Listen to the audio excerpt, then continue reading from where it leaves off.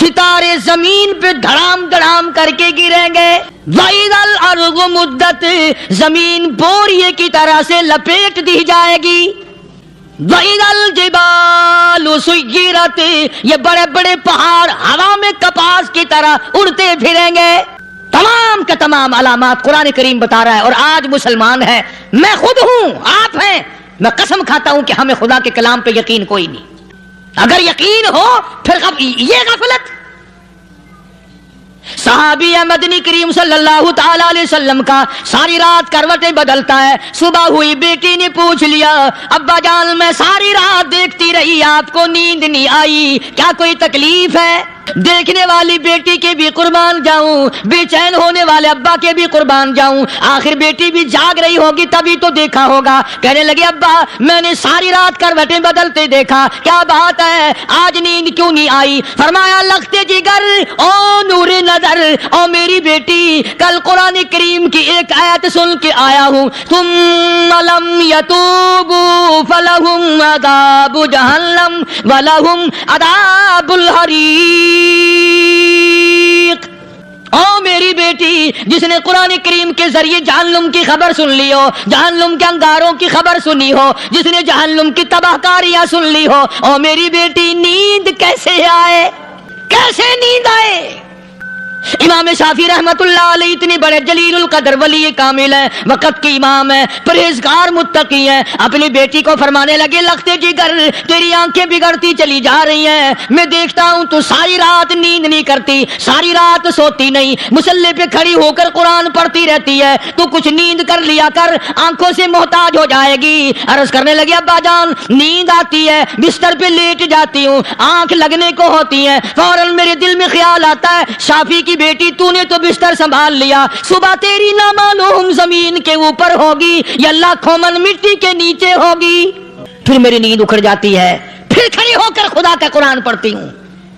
وہ ساری رات قرآن پڑھا کرتے تھے، اور بدقسمت قوم تمہیں صبح اٹھ کر قرآن کا سپارہ پڑھنے کی توفیق نہیں ہے. مسلمان پر قرآن کا دیدار نصیب نہیں، قرآن کی زیارت نصیب نہیں. گدھے کی طرح کھاتے سو گئے اور گدھے کی طرح صبح اٹھ کر کھانا پینا شروع کر دیا. تو رب کے کلام کا اتنا باغی کہ تو دیکھنا پسند نہیں کرتا. اور دنیا کی چیز اگر گھر میں نہ ہو، ٹھنڈے ٹھنڈے سانس مارتے ہیں عورتیں بھی. ہاں جی اپنی زمین کوئی نہیں نا، اپنی ہاں جی مکان اچھا اپنے پاس کوئی نہیں، فلاں چیز اپنے پاس کوئی نہیں. کبھی کسی نے ٹھنڈا سانس مارا کہ ہم 10 آدمی ہیں گھر کے، ایک آدمی بھی قرآن پڑھنے والا نہیں، ہم سارے کے سارے پتہ نہیں کیسے اکٹھے ہو رہے ہیں. اگر دل میں عظمت ہو، ڈاکٹر ہو، افسر ہو، وزیر ہو، آخر ہے تو انسان، ہے مسلمان، ہے مدنی کریم صلی اللہ علیہ وسلم کا امتی، پھر قرآن سے اتنا دور کیوں ہے؟ تو اللہ پاک جل شانہ نے فرمایا میرے بندے ہر حال میں ڈر. ہاں تیری ساری چلاکیوں کو میں جانتا ہوں، تیری ساری ہوشیاریوں کو میں اچھی طرح جانتا ہوں. فرمایا وہ دن دور نہیں، آیا وقت قیامت کا، آیا، کوئی کسی کے کام نہیں آئے گا. فرمایا ان وعد اللہ حق فلا تغرنکم الحیات الدنیا. دنیا نے پھنسا لیا، چہل پہل میں پھنس گئے، اس کے رنگ روغن میں لگ گئے، اس کی زیب و زینت میں لگ گئے. رات اسی کی سوچ ہے، دن میں اسی کا فکر ہے، اور مرنے کا کسی کو بھی فکر نہیں. قرآن کریم کے آخری سورت کا آخری لقمان کے آخری آیتوں میں عجیب مضمون رکھا ہے. فرمایا ان اللہ عندہ علم الساعۃ وینزل الغیث. قیامت کا ٹھیک وقت اللہ کے سوا کوئی نہیں جانتا.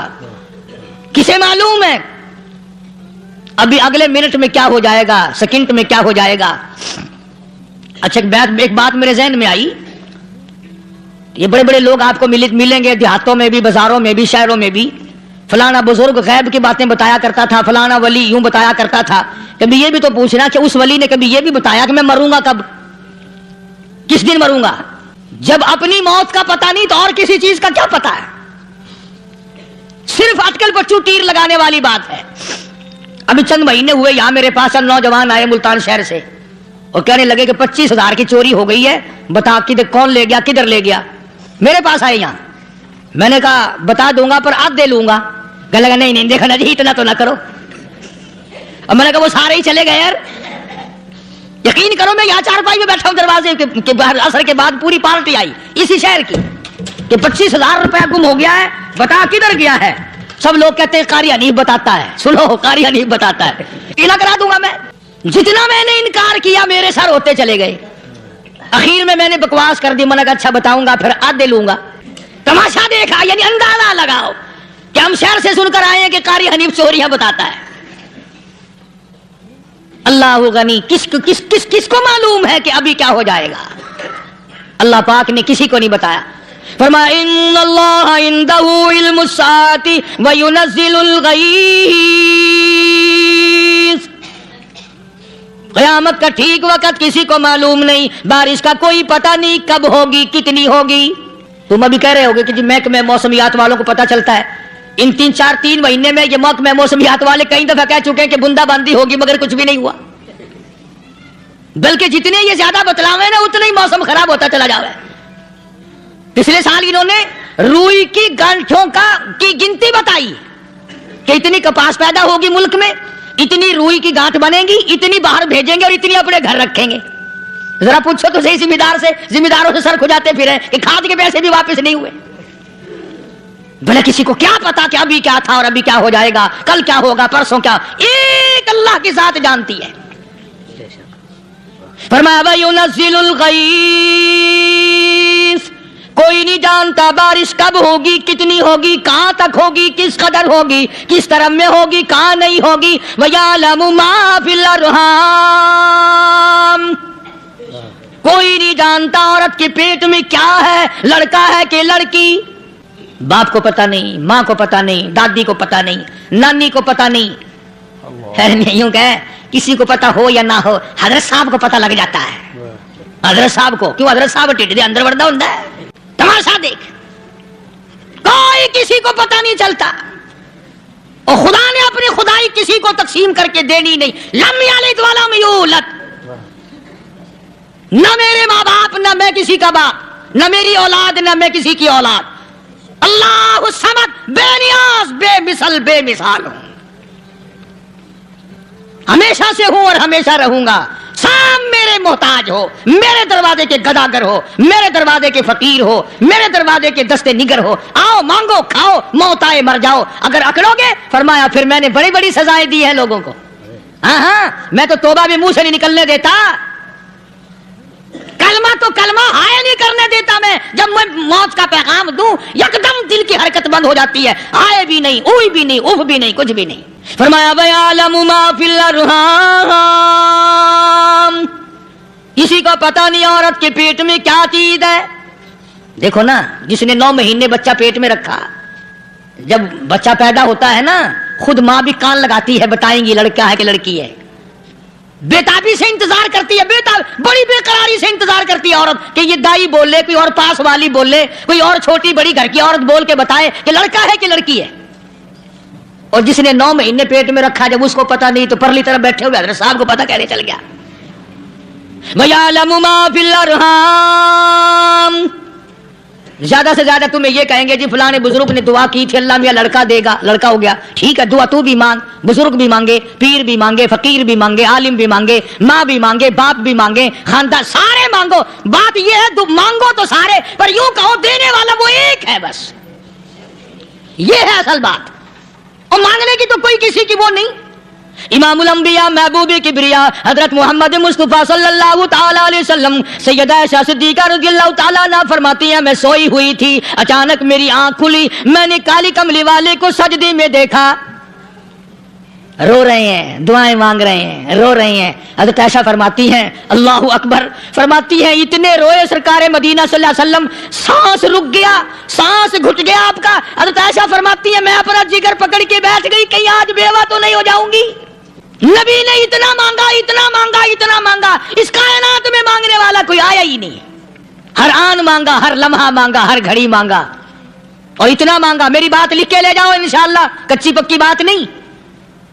سیدہ عائشہ صدیقہ رضی اللہ تعالیٰ عنہ گواہ ہے، سیدہ فاطمہ الزہرا رضی اللہ تعالیٰ عنہ گواہ ہے، نبی کی گھر والی گواہ، نبی کی لخت جگر نوری نظر فاطمہ الزہرا گواہ، فرماتی ہے حضور کریم صلی اللہ علیہ وسلم کا جب آخری وقت آیا، آواز بالکل ختم ہو گئی، آواز بالکل پست ہو گئی، پھر بھی لب حرکت کرتے تھے، لب حرکت کرتے تھے، دونوں کی دونوں فرماتی ہیں ہم نے کان لگایا، آواز تھی ربی حبلی امتی، ربی حبلی لی امتی، اور میرے مولا میری امت کو معاف کر دے۔ اور خدا کی قسم کالی کملی والے نے آخری سانس تک مہنگائی مانگا، چاہے تیرے لیے مانگا، امت کے لیے مانگا، مگر ہر وقت مانگا۔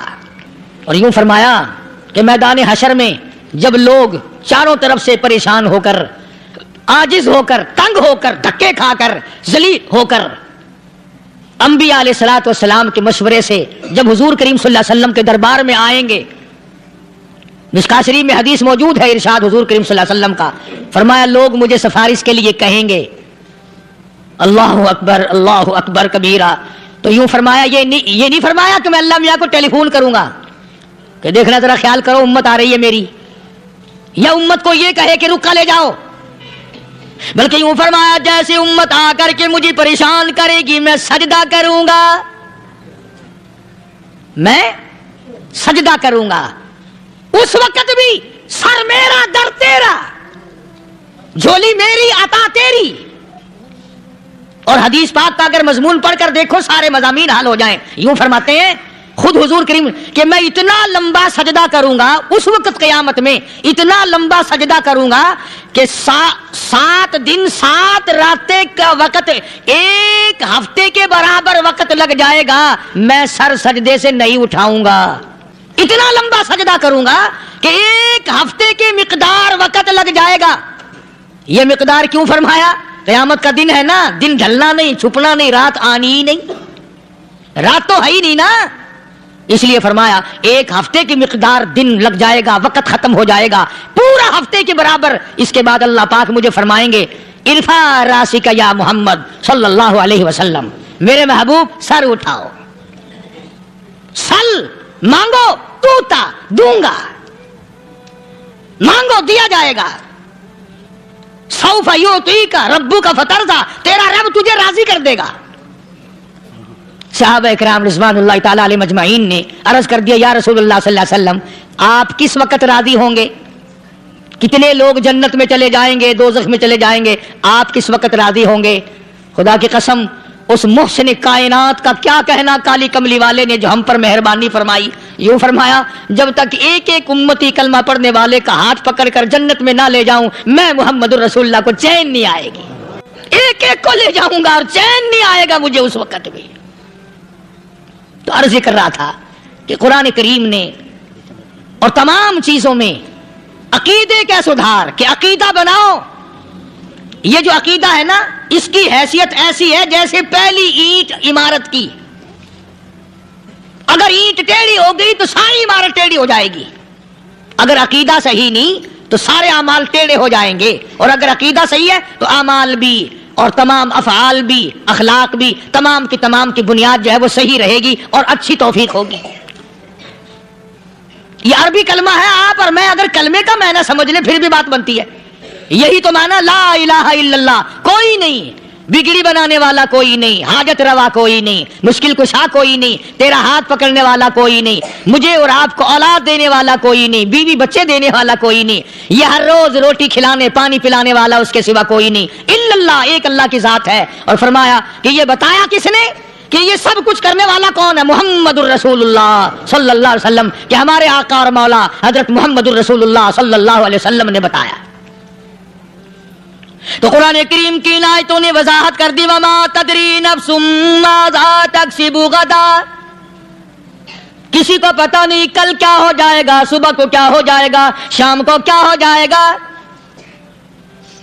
وما تدری نفس بأي أرض تموت، کوئی نہیں جانتا موت کس جگہ پہ آئے گی۔ کسے معلوم ہے کہ میری قبر کہاں بنے گی؟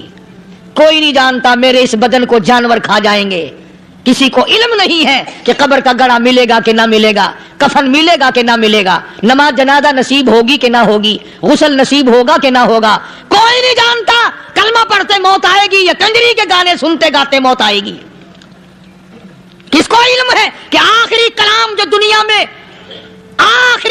دنیا میں ہوگا وہ درود پاک ہوگا یا قرآن کریم ہوگا یا دعا ہوگی یا استغفار ہوگا، اور یا گالی منہ سے نکلے گی، دم نکل جائے گا؟ کسے معلوم ہے؟ اس لیے فرمایا وما تدری نفس بأی ارض تموت، کوئی نہیں جانتا موت صبح آئے گی یا شام آئے گی، بیوی بچوں کے سامنے آئے گی یا اسپتال میں، کوئی پاس ہوگا بھی یا کہ نہیں جس وقت موت آئے گی کسے معلوم، سجدے میں آئے گی یا کنجری کی گود میں آئے گی کیا پتا، فلم میں آئے گی یا مسجد میں آئے گی۔ پچھلے دنوں ایک جگہ ایک آدمی نے صبح کی اذان دی، بڑی اچھی اذان دیا کرتا تھا، اللہ کا نام بلند کیا، زمین پہ بیٹھا اور ختم، فجر کی اذان دی، جو سنے انہوں نے کہا یار ابھی تو اذان دی تھی، بس اللہ کی طرف لوگوں کو بلایا اور خود دنیا سے رخصت ہو گیا۔ ہاں کسی کی موت یوں بھی آیا کرتی ہے، کسی کی سجدے میں آ جاتی ہے، کسی کی مراقبے میں آ جاتی ہے، اللہ اکبر، کسی کی نماز میں آئے، اللہ کی طرف دھیان لگے ایسا لگے کہ لگی جائے وہ چلا ہی جائے۔ ہمارے استاد محترم مولانا عبد الخالق صاحب رحمۃ اللہ علیہ یہاں کبیر والے میں تھے، بہت بڑے عالم، جید عالم، سمندر تھے علم کے، بس صبح کی نماز کے بعد مراقبے میں بیٹھے اللہ اللہ کر رہے ہیں، بس جیسے اتحیات میں بیٹھتے ہیں نا اسی طریقے سے بیٹھے تھے۔ دن چڑھ گیا، بھتیجے نے آ کر کے کہا حضرت ناشتہ تیار ہے، جواب کوئی نہیں۔ پھر کچھ دیر کے بعد آیا کہ حضرت ناشتہ تیار ہے، جواب کوئی نہیں۔ اور دن چڑھ گیا، ہاتھ لگا کے دیکھا کہ حضرت تو پہنچ گئے اللہ کے یہاں، کس حالت میں؟ ایسی اللہ سے لو لگائی کہ اللہ ہی کے یہاں چلے گئے۔ اور ان اللہ والوں کے پاس اس نیت سے لگا کرو میری آخرت بن جائے، میری قبر بن جائے، میرا آخری کلام جو دنیا میں ہو وہ کلمہ ہو، استغفار ہو، درود پاک ہو، قرآن کریم ہو، پھر تو مزہ ہے۔ اور اگر ہائے ہائے ہائے ہائے کرتے مر گئے تو کیا ہوا؟ فرمایا ان اللہ علیم الخبیر، میں خدا کی ذات تمام چیزوں سے واقف ہوں، مجھے تو پتا ہے نا، تیرے ایک ایک سانس کا پتا ہے، تیری رگ کے ایک ایک خون کے قطرے کا مجھے پتا ہے، اس لیے کہا کرتا ہوں کہ عادت ڈالو درود شریف پڑھتے ہوئے چلنے پھرنے کی، کلمہ کلام پڑھتے ہوئے چلنے پھرنے کی، استغفار کرتے ہوئے چلنے پھرنے کی۔ پہلے زمانے میں جب ٹھوکر لگتی تھی تو لوگ سبحان اللہ کہتے تھے، اللہ اکبر، استغفر اللہ، اب گالی منہ سے نکلتی ہے، اب گالی منہ سے نکل رہی، گالیاں بکتے ہوئے لوگ مر رہے ہیں۔ حضرت معاذ بن جبل رضی اللہ تعالیٰ عنہ مدینے پاک میں بیمار ہے، آخری وقت ہے، صحابہ کی ایسی ایسی موت آیا کرتی تھی، چاروں طرف جتنے گھر والے بیٹھے ہیں، اماں بھی، بیٹی بھی، گھر والی بھی، بہن بھی، بھائی بند بھی، قبیلہ بھی، خاندان بھی، مدینہ شہر ہے، کالی کملی والے کا شہر ہے، حضرت معاذ بن جبل کا آخری وقت ہے، چاروں طرف بیٹھنے والے بھی تلاوت کر رہے ہیں قرآن کریم کی، خود معاذ بن جبل بھی تلاوت فرما رہے ہیں۔ اچانک حضرت معاذ رضی اللہ تعالیٰ عنہ رونے لگے۔ یہ وہ جوان ہے جس کو رخصت فرمانے کے لیے یمن کا گورنر بنا کر کے بھیجا حضور صلی اللہ علیہ وسلم نے، حضور صلی اللہ علیہ وسلم اس کو روانہ فرمانے کے لیے کئی میل پیدل تشریف لے گئے۔ ہاں حضور کے صحابہ تو معاذ بن جبل جب رونے لگے تو گھر والوں نے پوچھا کیوں؟ کوئی بیٹھا ہوگا نا، کہنے لگا ڈر گئے، موت سے ڈر رہے ہو، موت سے ڈر کے رو رہے ہو؟ حضرت معاذ کہنے لگے نہیں، موت سے کیا ڈرنا، میں کیوں ڈروں موت سے، اس نے تو آنا ہی آنا ہے، میں نہیں ڈرتا۔ انہوں نے کہا پھر رویا کیوں رو رہے ہو؟ اللہ اکبر، صحابی کہتا ہے میرے دل کی تمنا میرے دل میں رہی، میری آرزو پوری نہ ہو سکی، میری حسرت میرے دل میں رہی، میرا شوق پورا نہ ہو سکا، میری آرزو پوری نہ ہو سکی، میری تمنا پوری نہ ہو سکی، بستر پہ موت آ رہی ہے اس لیے رو رہا ہوں۔ اے کاش رمضان کا مہینہ ہوتا، میں روزے دار ہوتا، گرمی کا موسم ہوتا، مجھے سخت پیاس لگی ہوتی، کفار سے مقابلہ ہوتا، میدان جہاد اور جنگ ہوتا، میں کئی کافروں کو قتل کر دیتا، پھر وہ مجھے قتل کر دیتے، میری زبان کاٹ لیتے، میری اللہ کے یہاں پیشی ہوتی، میرا رب مجھ سے پوچھتا معاذ دنیا سے کیا لایا، میں عرض کرتا الہی بولوں کیسے، تیری راہ میں زبان کٹا کے آیا ہوں اور روزہ رکھ کر آیا ہوں، تیرے محبوب کے حوض کوثر کے پانی سے روزہ افطار کروں گا۔ کہتا اس لیے رو پڑا ہوں کہ بستر پہ موت آ رہی ہے۔ ڈر کس چیز کا؟ یہ نہیں ڈرا کرتے تھے۔ حضرت ابو ایوب انصاری سب کہہ دو رضی اللہ تعالی عنہ، اللہ اکبر، کتنا بڑا مقدرہ والا جوان ہے، مدینے پاک میں حضور کریم صلی اللہ علیہ وسلم نے اسی کے یہاں ڈیرا لگایا۔ آخری وقت ہے، بیمار ہیں ابو ایوب انصاری، مدینے سے صحابہ جنگ کے لیے چلے، صحابہ کی تمنائیں دیکھو. ہم جتنے بیٹھے ہماری تمنا تو یہی ہے نا, کاروبار بڑھ جائے, مکان دکان کا ساز و سامان بڑھ جائے, یہ مل جائے وہ مل جائے, یہ ہو جائے وہ ہو جائے. ابو ایوب انصاری بیٹھے ہوئے دیکھ رہے ہیں صحابہ سواریوں پہ پیدل, تلوار, نیزے, تیر لے کے چلے. ابو ایوب انصاری کہنے لگے کہاں چلے ہو؟ کہ جہاد فی سبیل اللہ کے لیے. کہنے لگا مجھے بھی لے چلو. سمجھ رہے ہیں آپ سارے؟ فرمایا مجھے ساتھ لے چلو. کمال ہے, بیمار آدمی اور جنگ میں بیمار کا کیا کام ہے, کیا کرو گے؟ نے کہا مہربانی کرو, احسان کرو مجھ پر, مجھے ساتھ لے کے چلو. خدا کے بندے بیمار ہے, کرے گا کیا میدان جہاد میں؟ کہنے لگا تم تو بیمار کی بات کر رہے ہو, مجھے ساتھ لے چلو اونٹ پہ ڈال کر. توجہ کرنا ذرا, آخری بات میرے یاد آئی ہے بتانے لگا ہوں. ابو ایوب انصاری حضور کا میزبان مدینے والا کہتا ہے میں بیمار ہوں, مجھے اونٹ پہ ڈال کے لے چلو, اور اگر میری راستے میں موت آ جائے پھر بھی میری لاش کو ساتھ لے جانا. جہاں کفر اور اسلام کا جنگ ہوگا, مقابلہ ہوگا, اس میدان میں میری لاش کو پھینک دینا. شاید کسی مجاہد کی سواری کا پیر میرے اوپر آ جائے, میں بھی قیامت میں اللہ کے حضور میں کہوں گا یا اللہ تیرے میدان جہاد سے اٹھ کے آیا ہوں میں بھی. اندازہ لگا ابو ایوب انصاری کی تمناؤں کو دیکھ, حضرتوں کو دیکھ.